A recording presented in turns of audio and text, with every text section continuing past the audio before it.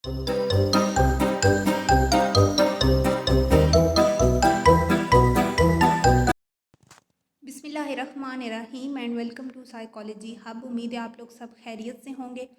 आज जिस जीडीपी पर डिस्कशन करने जा रही हूँ मैं, वो है एबनॉर्मल साइकोलॉजी की जीडीपी नंबर 1 है शायद। अच्छा, जो भी है, तो हम जीडीपी के क्वेश्चन की तरफ बढ़ते हैं। 5 नंबर की जीडीपी है, बहुत ही सिंपल सी है, जस्ट थोड़ी सी ट्रिकी है और ये नहीं पता कि सॉल्व कैसे करनी है। तो जीडीपी का क्वेश्चन है, research has prove that dissociative amnesia is not only a disorder, rather serve as coping mechanism for childhood trauma such as sexual abuse।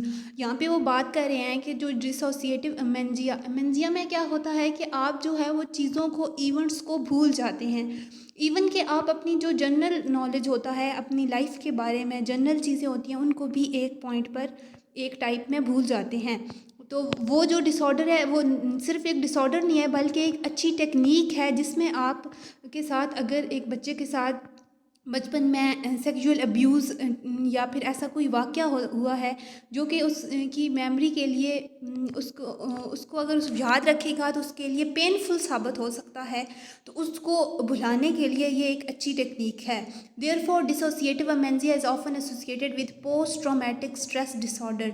तो इसलिए इस डिसोसिएटिव अमेनेजिया को पोस्ट ट्रॉमेटिक डिसऑर्डर के साथ लिंक किया जाता है। आपने इसके बारे में अपने व्यू पॉइंट्स देने हैं। सबसे पहले मैं आपको अगर शॉर्टली एक्सप्लेन कर दूं कि पोस्ट ट्रॉमेटिक स्ट्रेस डिसऑर्डर क्या है और ये डिसोसिएटिव अमेनेजिया क्या है। पोस्ट ट्रॉमेटिक स्ट्रेस डिसऑर्डर क्या होता है कि एक ट्रॉमा आ गया, उसके बाद आप उसको लेकर आप ब्लरी विजन्स देखते हो, आप साउंड सुनते हो, आप फॉर एग्जांपल एक बच्चे के साथ सेक्सुअल अब्यूज़ का एक इंसिडेंट हुआ है अनफॉर्चुनेटली इन चाइल्डहुड।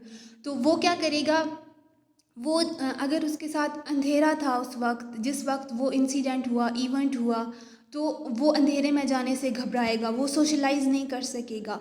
तो इस तरह से क्या होता है, उसके लिए स्ट्रेसफुल सिचुएशन बनती है उसके अपने आप के लिए। एक तो उसकी मेंटल हेल्थ डिस्टर्ब हो रही है, दूसरी उसकी सोशल लाइफ भी डिस्टर्ब हो जाती है।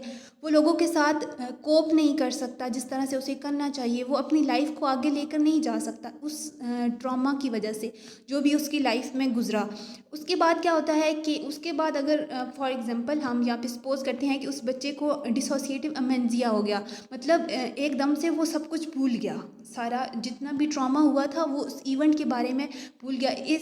इस जो टाइप होती है जिसमें आप इवेंट के बारे में, स्पेसिफिक इवेंट के बारे में भूल जाते हैं, वो होती है आपके पास लोकलाइज्ड, मतलब आप एक स्पेसिफिक इवेंट को भूल जाते हैं। ये एक डेमेंशिया के जो टाइप्स हैं उधर आप जाके देखेंगे तो आपको पता चल जाएगा कि ये लोकलाइज्ड डेमेंशिया क्या होता है कि आप उस स्पेसिफिक इवेंट के बारे में आप भूल जाते हैं। तो बच्चा उसके बारे में भूल गया तो ऑब्वियस सी बात है उसके लिए अपनी ज़िंदगी को आगे लेकर बढ़ने में ये बहुत ज़्यादा हेल्पफुल रहता है, ये जो डेमेंशिया अगर उसे हुआ है, क्योंकि वो अपने उस ट्रॉमा को भूल गया है, वो अपनी लाइफ को नए सिरे से शुरू कर सकता है। अब उसकी माइंड में जितने भी वो ख्यालात थे, ब्लरी विजन आते थे, वो अंधेरे में नहीं जा सकता था, वो सोशलाइज नहीं कर सकता था बाहर। अगर उसे उसके साथ सेक्सुअल अब्यूज़, मतलब उससे वो मारा पीटा भी जाता था, अगर एक अंधेरे कमरे में बंद कर दिया जाता था उसे मार पीट कर बचपन में, तो वो जब बड़ा होता है तो वो अंधेरे से घबराता है, वो लोगों के साथ सही से घुल मिल नहीं सकता कि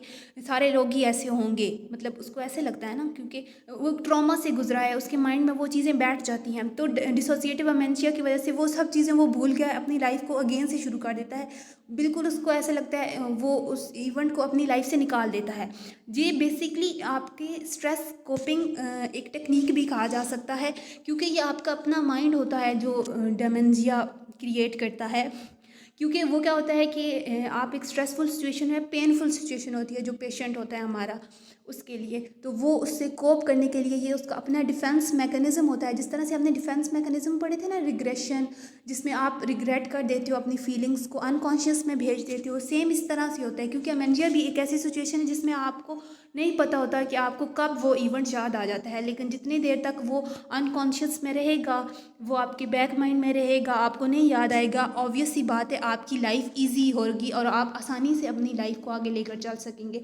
तो हम चलते हैं जीडीपी के सोल्यूशन में जीडीपी का सोल्यूशन किस तरह से बनाना है, पहले तो आपने ये थोड़ा सा एक्सप्लेनेशन करनी है। Then what is your view point regarding it, discuss your answer with logical reasoning and research. एक तो आपने रीजन देने हैं कि किस तरह से रिलेटेड है, जितने मैंने रीज़न दिए इनको ही इंग्लिश में लिख देना है। Next is a research. Research कैसे आपको मिल सकती हैं कि आप गूगल पे जाएंगे और इसके बारे में केसेस वहाँ पे पड़े होंगे, हज़ारों की तादाद में पड़े हैं केसेस, तो उन केसेस के साथ आप कोप कर सकते हैं और उन केसेस को आप यहाँ पे कोट कर सकते हैं, क्योंकि रिसर्च भी हमने यहाँ पे लिखनी है। तो आप कोई भी केस लें, उसको अपनी वर्डिंग में करके लिखें, तो इस तरह से आप जीडीपी का सोल्यूशन बना सकते हैं। होप सो आपको क्लियर हो गया होगा कि जीडीपी है क्या और इसका सोल्यूशन कैसे बनाना है। 200 to 250 तक वर्ड्स हमें चाहिए। तो आज इसकी लास्ट डे थी, मैं थोड़ी सी लेट हो गई थी, तो सॉरी फॉर दैट। अल्लाह हाफिज़, अगली किसी जीडीपी में मुलाकात होती है।